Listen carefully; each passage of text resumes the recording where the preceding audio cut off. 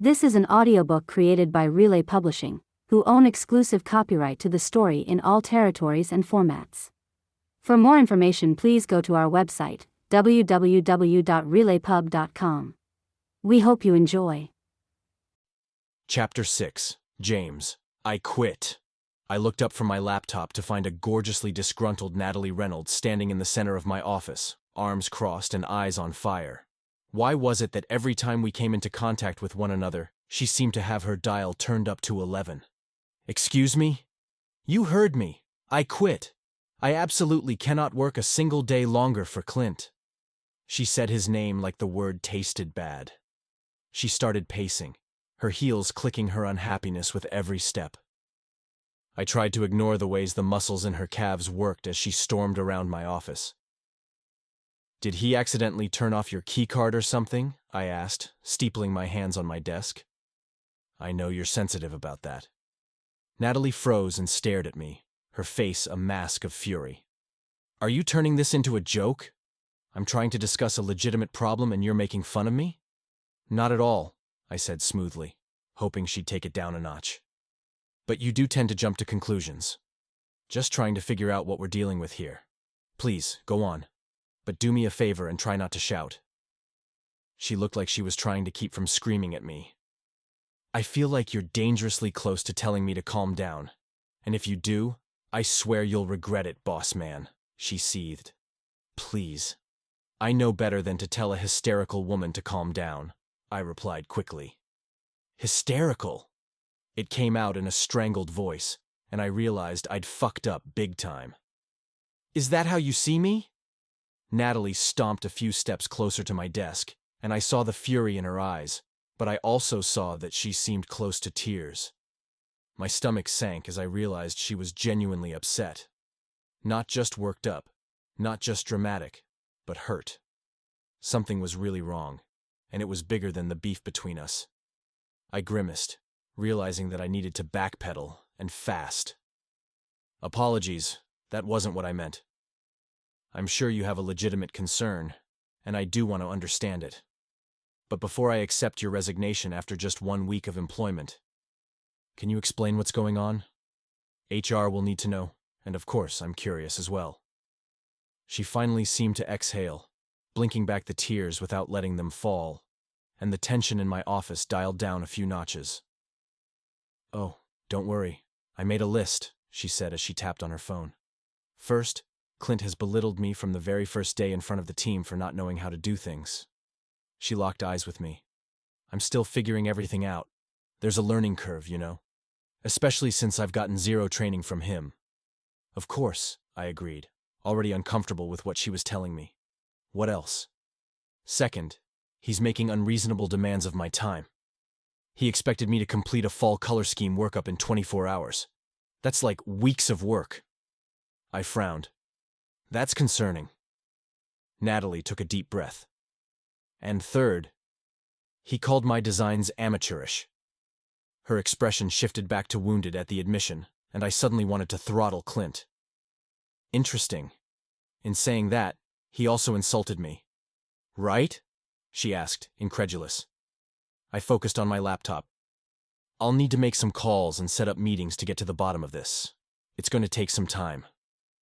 Or you could walk yourself down to my floor and see it firsthand. I'd never believed in the idea of showing management's investment by wandering around, like I didn't trust my employees to do their job if someone wasn't looking over their shoulders.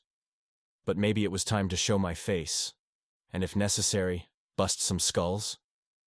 I studied Natalie. It had taken balls for her to come to me with this. I didn't exactly appreciate her leapfrogging the normal chain of command for lodging complaints, but I could tell that she was at the end of her rope. I pushed back from my desk. Okay, let's go. The normal working buzz in the office quieted as Natalie and I headed for the elevator. I rarely showed my face outside my office, and I never consorted with underling new hires. Doing both probably set the internal gossip machine into overdrive. Fantastic. Exactly what I didn't need. People speculating what the beautiful newbie and the big boss were up to. I could feel the frown spreading across my face as I pushed the elevator call button. We both seemed to remember in the same moment what had happened the last time we were alone in the elevator. "I hope you're planning to remain clothed this time," I said, staring straight ahead at my reflection in the mirrored wall. She sputtered for a second. "And I hope you manage to not ogle me." I whirled to face her. "Excuse me?" "You looked at me like I was the last slice of bacon at an all-you-can-eat buffet." Her eyebrows were knitted together angrily in a way that could almost be considered adorable if she wasn't so damn infuriating. "How could I not? You were waving your arms around like you wanted me to see how perfect you looked." She opened her mouth to respond, then froze, and I realized how what I'd said must have sounded. Pink flooded her cheeks. "Let's just focus on what's going on with Clint, okay?" I groused. I glanced down to adjust my sleeve so I wouldn't have to meet her eyes again. Damn it. How did this woman unnerve me so easily? I'd bedded supermodels and starlets without so much as a flicker in my pulse. But this woman, something about her cracked my foundation, and I didn't like it one bit. The elevator doors slid open to the chaos that was an integral part of the creative process. If I had my way, the entire floor would have been gutted and Marie Kondo'd. But Bernie made me swear I'd let the right brain team members keep things as they were. I stepped in front of Natalie and took the lead through the piles of clothing on the ground in the hallway, gritting my teeth at the mess. There were probably thousands upon thousands of dollars worth of ideas among the discarded designs, both good and bad. But no one seemed to care. "You don't come down to this floor often, do you?" Natalie asked. "I don't. How did you know?" She pointed up towards the speakers. "Music, loud music, and no complaints." And it was then I realized that the throbbing in my head wasn't just due to what was about to happen with Clint. "Is this—" I began. "Yup. Beyoncé." She pumped her fist in time to the beat, and for a moment I was brought back to the night in the shop when she'd nearly mopped my face off. Natalie had been trouble since the moment I met her. So why was I getting ready to fight for her? We walked into the main studio space, and I felt like I was in a different world from the one I was used to. The floor with the executive offices radiated an atmosphere of quiet concentration, not the unfettered energy of the creative space. The oversized windows were draped with garlands and other glittery decorations from past fashion shows, and a few of the windows were papered over with design concepts for upcoming launches. There were more piles of clothing dotting the space, along with every variety of creative desk decoration. The room was the equivalent of an exploded box of crayons. "James!" A voice boomed loudly enough to be heard over the bass line, setting my teeth on edge. It was Clint from his bird's-eye perch above the design floor, where he could oversee every aspect of what his team was up to. I glanced up and gave him a terse nod. He seemed to realize there was no way I was going to meet him in his space and headed down the metal staircase. As usual, he was tricked out like a dandy in a gray three-piece suit and orange bow tie, so over the top that I half expected him to throw a bowler hat on top of his bald head as well. The man waxed his gray speckled mustache into perfect points, so how did I not know he was a problem? He was practically cosplaying as a cartoon villain. I noticed that he didn't even glance at Natalie as he strutted across the room. Everyone hunkered down over their drafting tables as he walked by. "What an honor! And what brings you to my humble abode today?" he asked. "We need to talk," I said simply, pointing to one of the glass-walled conference rooms off the main design floor. Now he shifted his eyes to Natalie, as if he sensed things were about to get real, and that it was her fault. I was shocked she'd remained silent, given how she usually responded to stress. Why was I hoping for a bit of snark from her? Hold on. Did I like this woman's sass? Natalie sat at the head of the table, a bold move because it forced Clint to make a decision. Take the chair opposite her at the other end, or leave it for me. In a surprise move, he opted to stand with his arms crossed defiantly. The man clearly didn't know what was in store for him. "Sit," I said, motioning to a chair at the center of the table. Clint's face shifted from mild disdain to a flicker of fear as he collapsed into a chair. "What's going on? Do you have a problem with your newest team member?" I gestured to Natalie, who was impressively stone-faced. He scowled. "No. How could I, at this point? She's barely been here a week." "Agreed. How could you possibly judge her performance in such a short period, especially when she's still learning how things are done here? He nodded, still looking confused. That's why I found it so strange when Natalie came into my office to tell me that you belittled her in front of the rest of the team for not understanding company protocols. Clint's head spun to Natalie, and his expression darkened. Why would you say? I held up my hand to cut him off. I can talk to the rest of your team to corroborate her story, but I wanted to run it by you first. He seethed silently. She also mentioned that you wanted a Branson-specific palette from her within 24 hours. Could you turn one around that quickly, Clint? We're not discussing my abilities. We're talking about a former retail employee's challenges adjusting to life in a high-functioning corporate department. My department? Your department, I repeated back to him. In my company. I glanced at Natalie and could see the hint of a smile playing around her lips. Biggest question. What do you think about Miss Reynolds's designs? I asked. His mouth opened and closed a few times like a fish on dry land, as if he was finally figuring out that he was headed for the gut bucket. They're fine for a beginner. They show a glimmer of promise, with the appropriate guidance from someone like me. I cocked my head at him. Really? Is that what you told her? I might have suggested a few changes, he said and scoffed. I believe the word you used was amateurish? And he called my gowns department store prom rejects, Natalie added. But critiquing is what I do. That's my role. I'm quality control, Clint sputtered, his face going a shade paler. I call the shots. Is that really your job, Clint? Or are you supposed to be guiding the creative team? Supporting them as they bring their sketches to life? Supporting, he laughed. Please, they're supposed to support me. Without my vision, this team would be a shambles.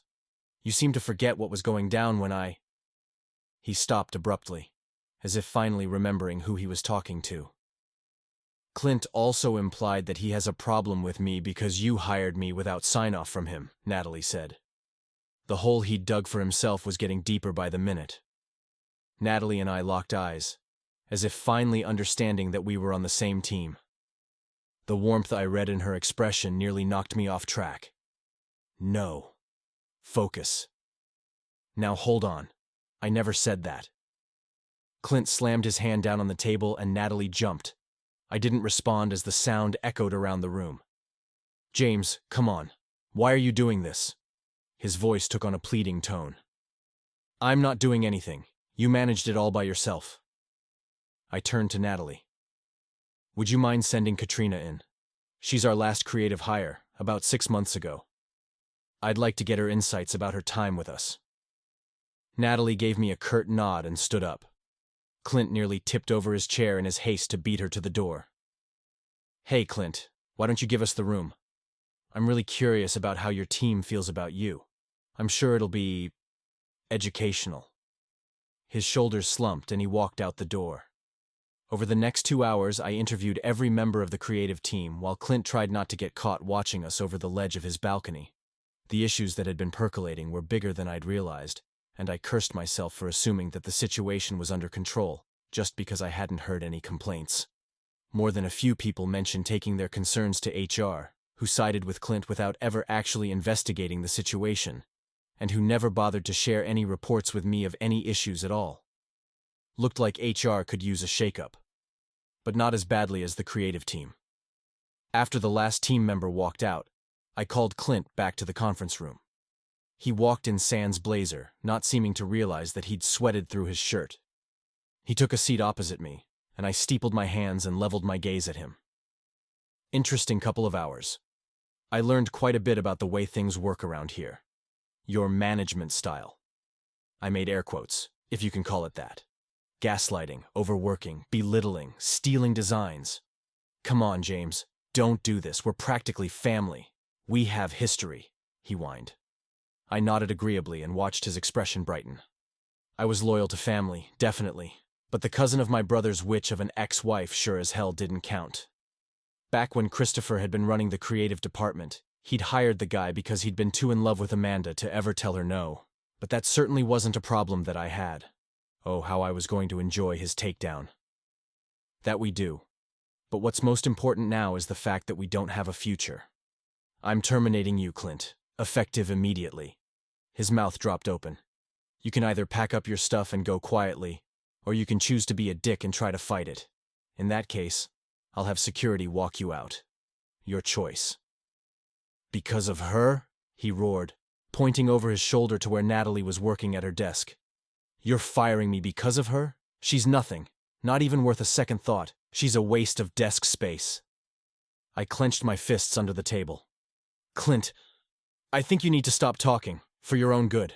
For a second, I thought he was going to burst into tears, but I quickly realized that he was powering up for a tantrum. He jumped to his feet, sending his chair crashing into the wall behind him. You are going to regret this, James Branson, he screamed, pointing his finger at me. I'm going to... I drummed my fingers on the table, waiting for him to come up with a feasible way to injure me or my company. Clint seemed to realize that he was powerless and stomped out of the room like a belligerent child. The rest of the floor froze to watch the show. Don't look at me, you assholes, he shrieked. Natalie came rushing back in once Clint had climbed up the stairs to his office, eyes bright. Did you? I nodded. I did. Way too late, according to the feedback. Something flickered across her face, but she camouflaged it quickly. Thank you. She clutched her hands over her heart. Thank you for listening to me, for believing me. I figured you wouldn't come barging into my office without a good reason. I paused. But that's going to have to stop, got it? Of course. I won't have a reason now that he's gone. I'm sure you'll find someone perfect to replace him. You obviously know how to hire talent. She gave me a half smile and gestured to herself. Don't worry. I already have someone in mind, at least for the interim. Not sure you're going to approve, though. Her smile quickly turned into a frown. Why would you say that? Who's my new boss? I swept up the notes I'd taken during the meetings and straightened them into a tidy pile. You're looking at him. This was an audiobook created by Relay Publishing, who own exclusive copyright to the story in all territories and formats. For more information, please go to our website, www.relaypub.com. We hope you enjoyed.